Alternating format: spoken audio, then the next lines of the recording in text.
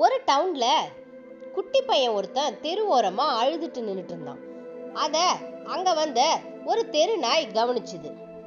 அந்த தெரு நாய் அந்த குட்டி பையன் கிட்ட போய் விளையாட ஆரம்பிச்சுது. அந்த பையன் அந்த குட்டி நாயை பார்த்ததும் கொஞ்சம் சந்தோஷமா இருந்தான்.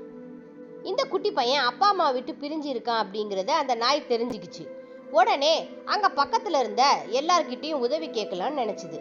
ஒரு பொண்ணு சைக்கிள் ஓட்டிட்டு வந்தா. அவ மேல தாவி குதிச்சு ஓடுச்சு. உடனே அந்த பொண்ணு நம்மளை கடிக்கதான் வருதுன்னு நினைச்சு ஃபாஸ்டா சைக்கிளை எடுத்துட்டு போயிட்டா. பக்கத்து கடையில எல்லாரும் ஸ்நாக்ஸ் சாப்பிட்டுட்டு இருந்தாங்க. அவங்க எல்லார்கிட்டையும் போய் பயங்கரமா குறைக்க ஆரம்பிச்சுது. அவங்களும் கண்டுக்கல. கடைசியா ஒருத்தர் குட்டி பையன் அழுதுட்டு இருக்கிறத பார்த்து கிட்ட வந்தாரு.